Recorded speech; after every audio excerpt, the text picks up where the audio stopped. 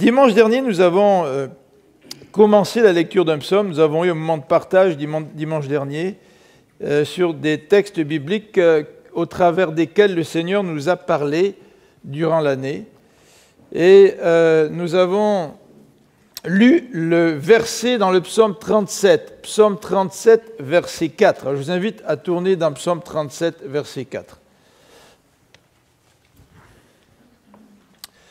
Psaume 37, verset 4.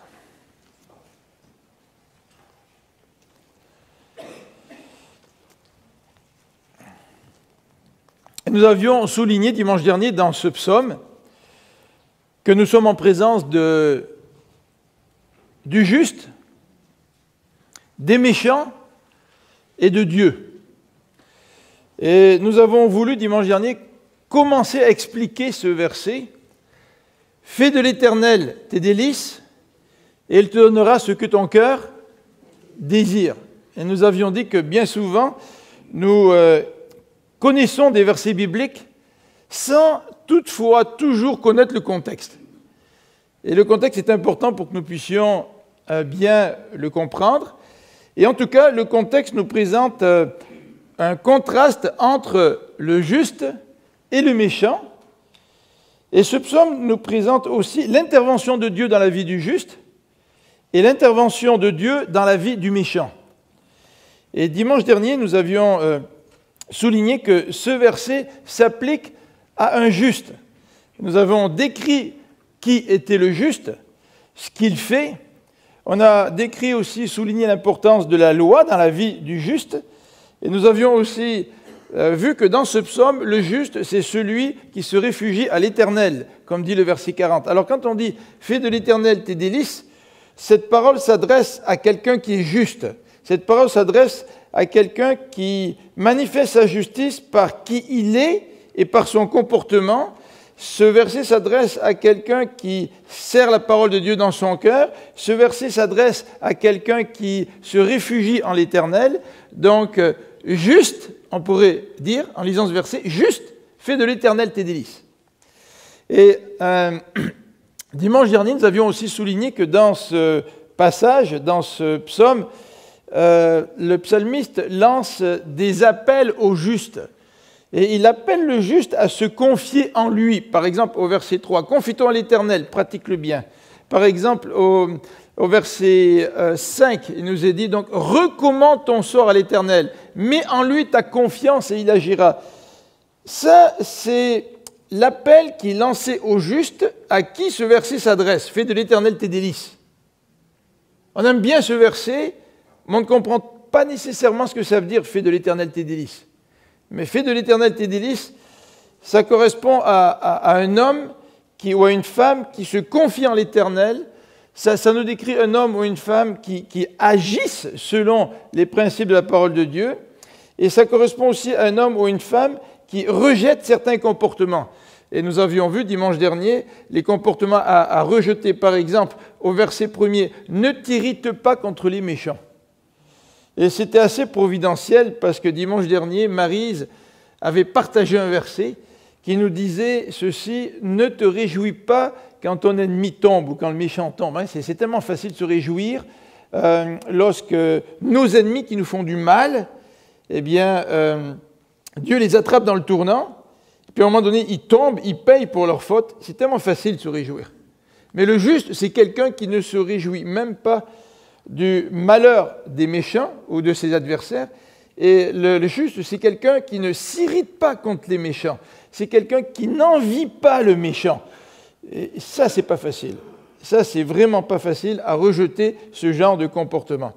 Et le verset 7b nous dit encore « Ne t'irrite pas contre celui qui réussit dans ses voies ».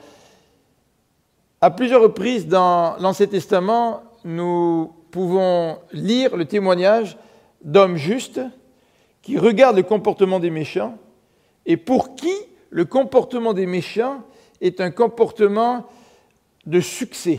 Tout ce que le méchant fait, ça lui réussit. Dans le psaume 73, c'est le problème du psalmiste. Il dit même pour un peu, il a fallu d'un peu pour que mon pied chancelle. Pourquoi son pied allait chanceler? C'est parce qu'il regardait les méchants autour de lui, Puis lui, il s'efforce de marcher avec le Seigneur. Puis marcher avec le Seigneur, ça n'enlève pas toutes les difficultés de la vie. Puis il regarde la vie des méchants, puis il se dit, les méchants, ben, ils semblent prospérer. Toi. Alors là, il ne comprenait plus rien. Et jusqu'au moment où il est entré dans la présence de Dieu, nous dit le psaume 73. Donc, dimanche dernier, nous avions parlé de ce juste, et nous avions souligné non seulement la description du juste, à qui s'adresse ce verset, « Fais de l'Éternel tes délices, et il te donnera ce que ton cœur désire », mais il s'adresse à quelqu'un qui reçoit un appel de Dieu à se confier, à agir et à rejeter certains comportements. Mais ce verset s'adresse à un homme ou une femme, un juste, et qui est l'objet des promesses de Dieu. Et ça, c'est extraordinaire, de voir que Dieu, dans ce psaume, au chapitre 34, il a en réserve des promesses pour le juste. Et nous avions souligné ces trois promesses, disons ces trois éléments en rapport avec les promesses de Dieu pour le juste. Le premier élément, c'est le fait que Dieu intervient en faveur du juste. Il intervient. C'est sûr qu'on peut voir les méchants qui ont du succès. C'est sûr que parfois, le poids de l'épreuve est là, sur nos épaules. C'est lourd. Mais Dieu intervient, il l'a promis. Vous l'avez au verset 4, la première promesse, « Fais de l'Éternel tes délices, et il te donnera ce que ton cœur désire. » C'est sa première promesse.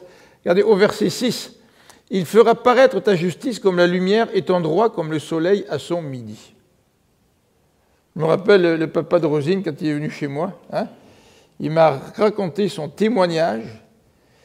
Peut-être que je ne serai pas tout à fait précis dans les détails, mais quand il travaillait dans son pays comme ingénieur, il y avait de la corruption, c'est ça. Puis la compagnie pour qui il travaillait est passée en cours, les dirigeants sont passés en cours, lui aussi a été accusé, mais c'est Dieu qui l'a justifié, n'est-ce pas? C'est Dieu qui a fait briller la justice de quelqu'un, parce que Henri était intègre dans son travail.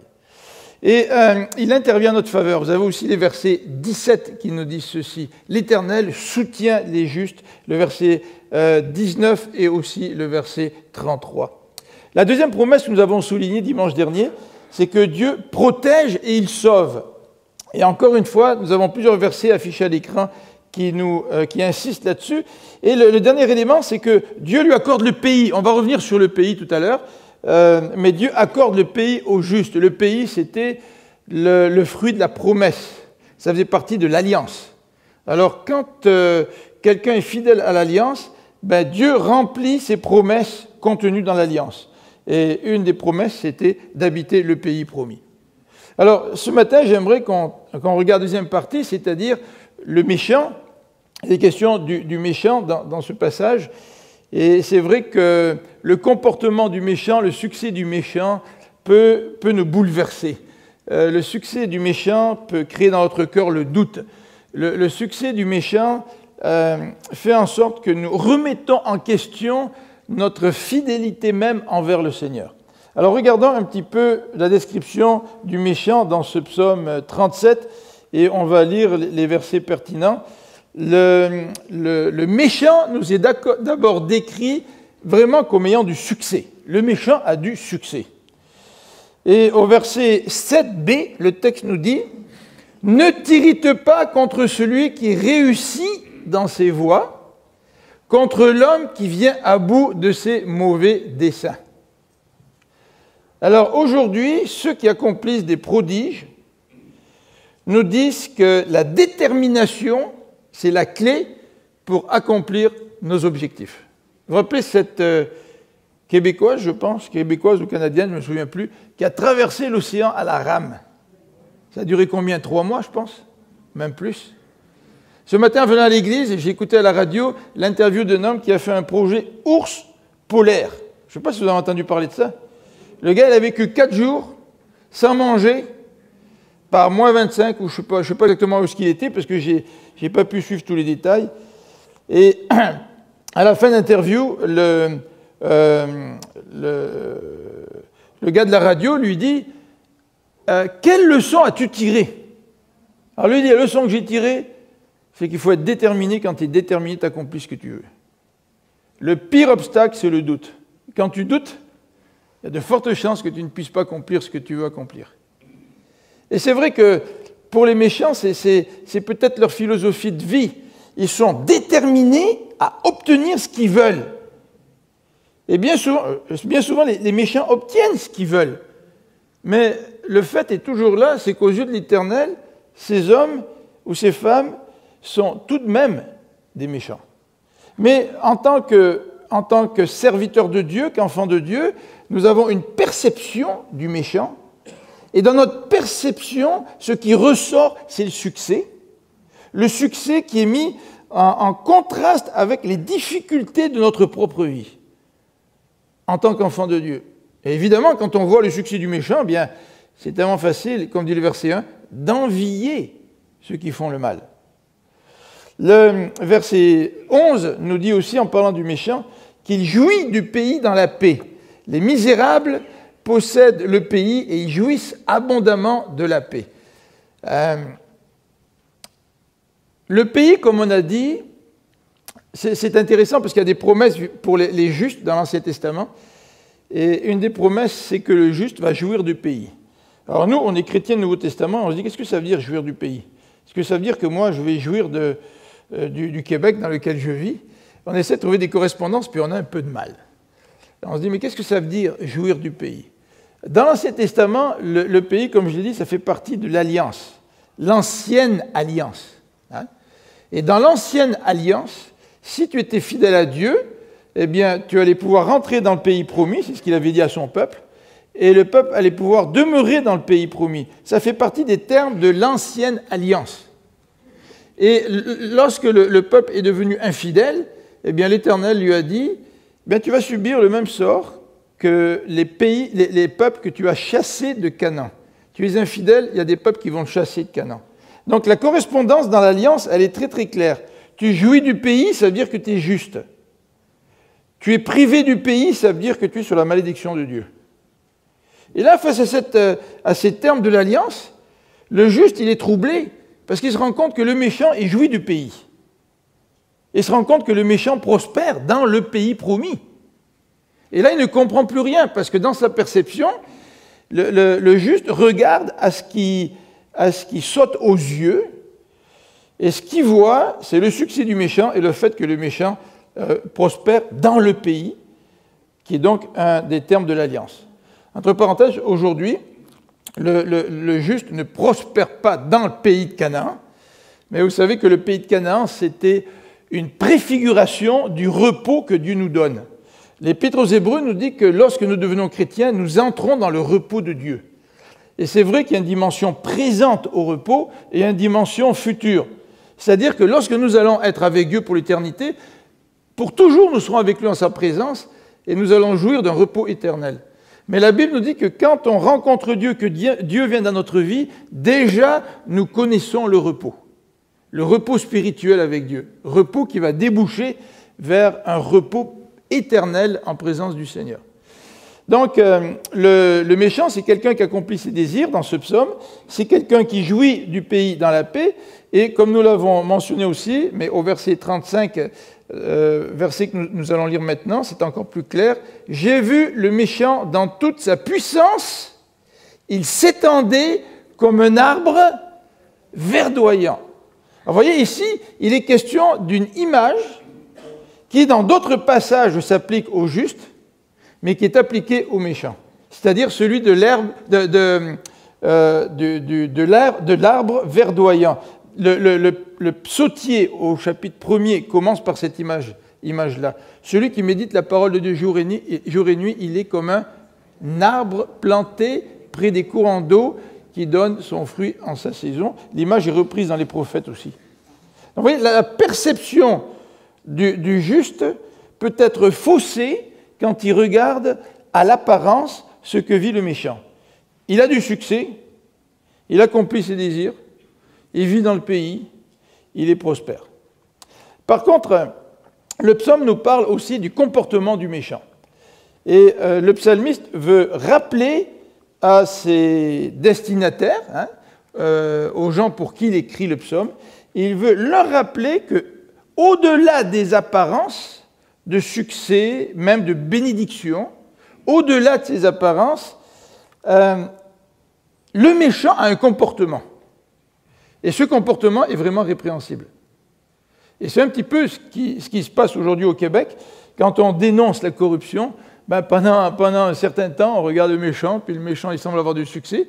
Et à un moment donné, quand la corruption, elle est dénoncée, c'est comme si le projecteur, au lieu d'éclairer le succès du méchant, commence à éclairer le comportement du méchant. Et le comportement du méchant est dévoilé. Et il est dévoilé devant tout le monde.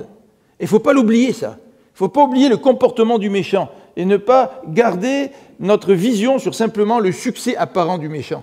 Il y a autre chose derrière, c'est son comportement. Et ici, dans le psaume 37, au verset 12, il nous est dit que le méchant forme des projets contre le juste, il grince des dents contre lui. Hein, celui qui est méchant, là, celui qui veut faire preuve de malhonnêteté, puis qui veut entraîner avec lui ses employés, par exemple, puis que certains employés disent non, je vous dis que c'est vrai que le méchant grince des dents contre son employé, contre son employé récalcitrant. Il grince des dents et forme des projets contre le juste. Et ça existe aussi aujourd'hui.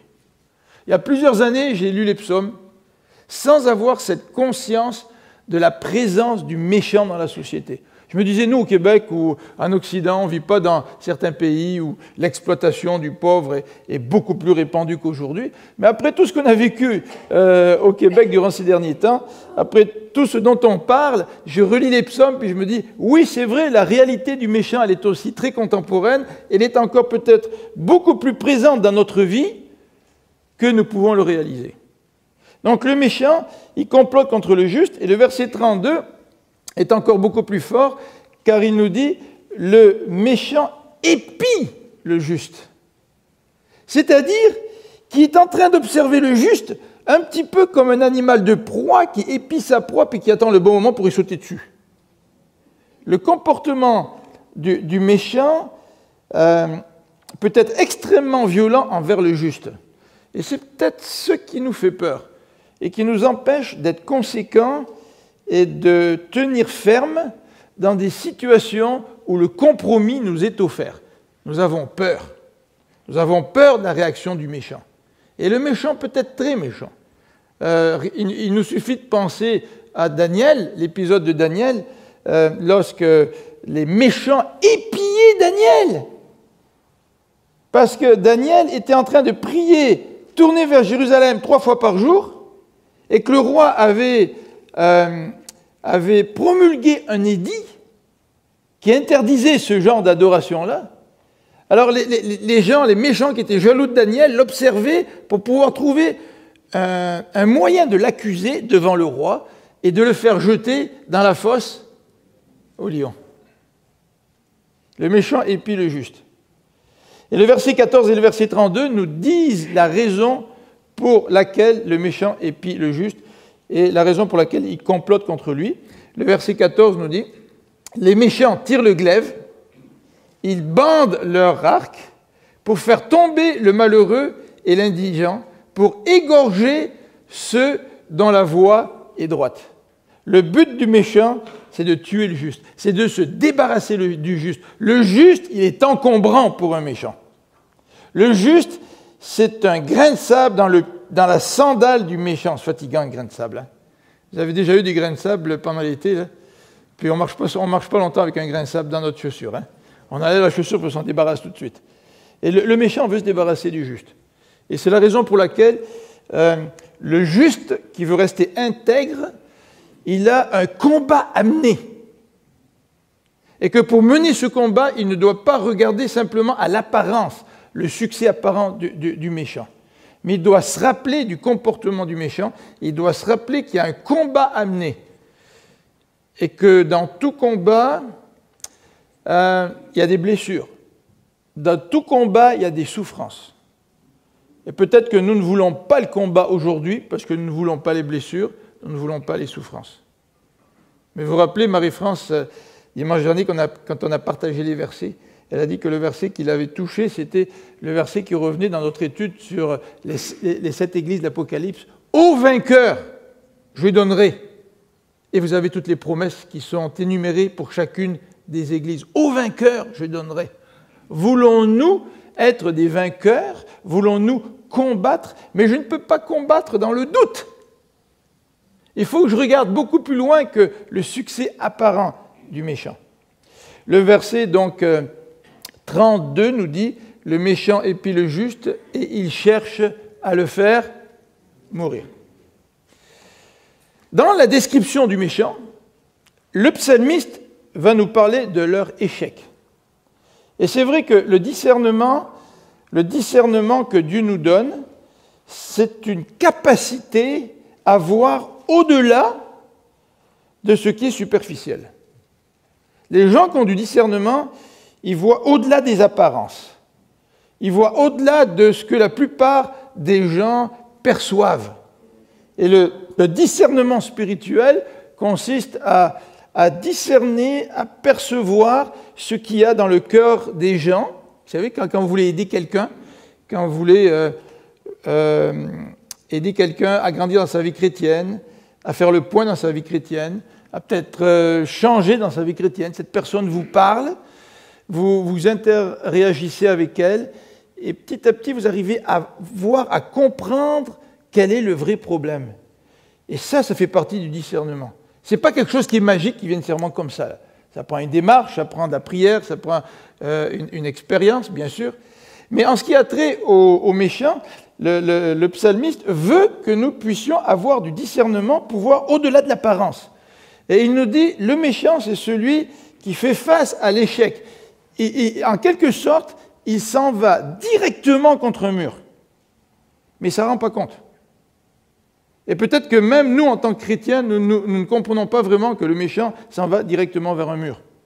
Et même d'ailleurs, lorsque nous péchons, nous ne nous rendons pas toujours compte que nous sommes en direction d'un mur et à moins d'un changement radical, nous allons fracasser ce mur. Ça peut arriver dans notre vie personnelle, ça peut arriver dans notre vie de couple, ça peut arriver dans notre vie professionnelle. Et on a besoin de frères et de sœurs qui ont le discernement autour de nous et qui nous disent « Écoute Philippe, là, regarde pas simplement à l'apparence. Regarde là, regarde où tu t'en vas. Tu ne marches pas sur le chemin du Seigneur et tu devrais demander au Seigneur, si je ne marche pas sur ton chemin, reconduis-moi sur la bonne voie. » C'est lui, le Seigneur, qui nous donne du discernement pour revenir sur la bonne voie. Donc, le psalmiste nous dit ici que les méchants seront retranchés. Alors, regardez au verset 9. Les méchants seront retranchés. Au verset 22b. Ceux qu'il maudit sont retranchés.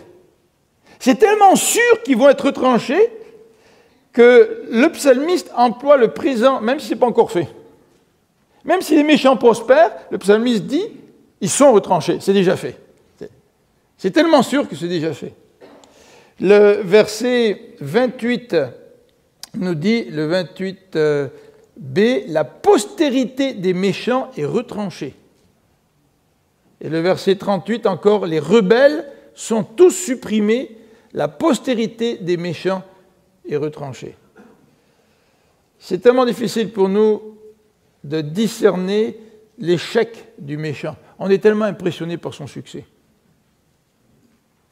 Je ne sais pas si ça vous est arrivé de rencontrer des gens qui sont très connus et d'avoir affaire avec eux. Et on a tendance à, comment dirais-je, à les idéaliser, puis on est impressionné. Quand j'étais à Sainte-Rose comme pasteur, à un moment donné, il y a une femme qui est arrivée à l'église. Elle nous a dit,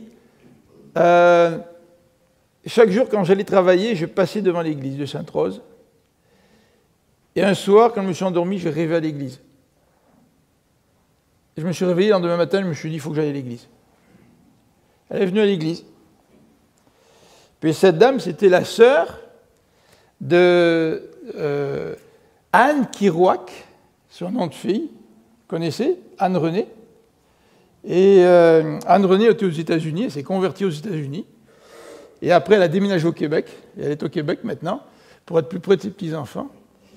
Et quand quelqu'un comme Anne Renée rentre dans une église, puis qu'elle dit qu'elle est chrétienne, c'est bizarre comme on est accueillant. C'est vraiment bizarre. On est beaucoup plus accueillant pour quelqu'un comme ça que pour une personne qu'on ne connaît pas. Hein, on est facilement impressionné. On est facilement impressionnable. Mais le psalmiste nous dit ici, les méchants, ils seront retranchés. Il emploie notre expression au verset 10, ils disparaissent. Encore un peu de temps et le méchant n'est plus. Le verset 20 renforce cette idée-là.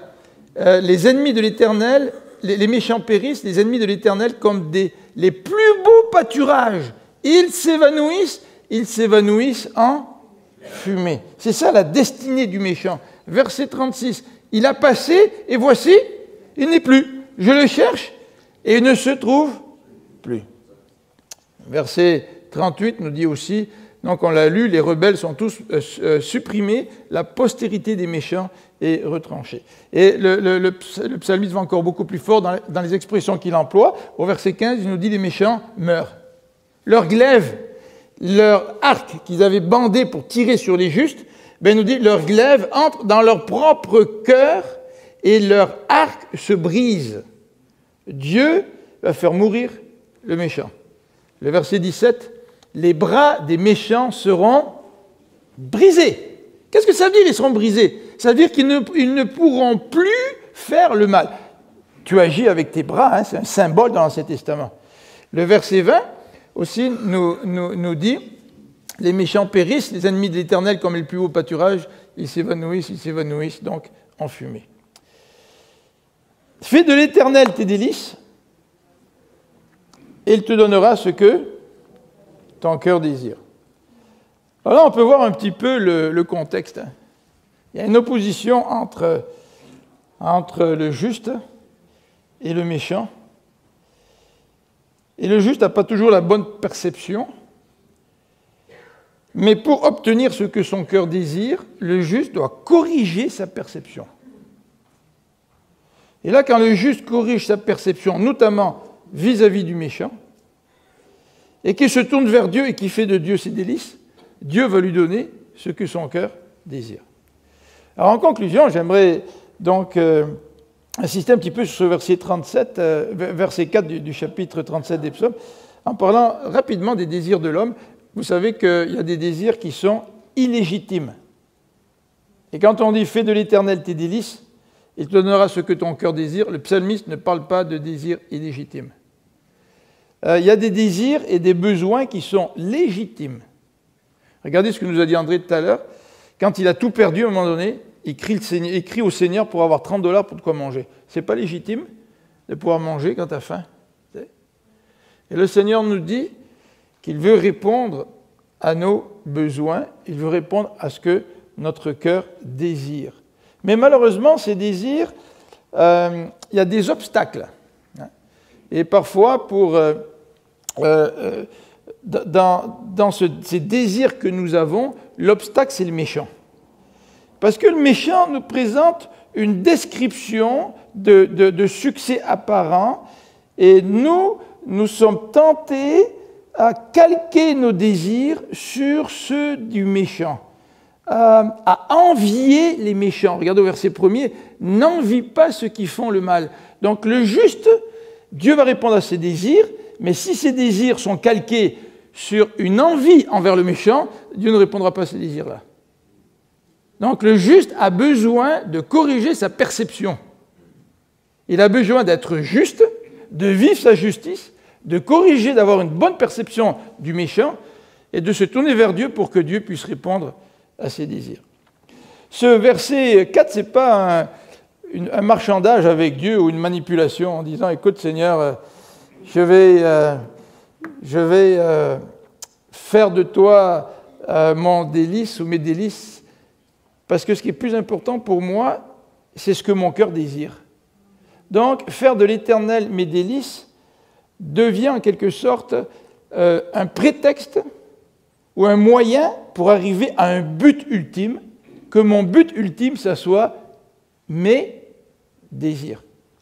Dans ce passage, il est sous-entendu qu'il y a deux désirs, ceux de Dieu, hein, fais de l'Éternel tes délices, c'est-à-dire que je me tourne vers Dieu, je me réjouis en Dieu, et de l'autre côté, il y a mes désirs, tu sais, il y en a deux désirs.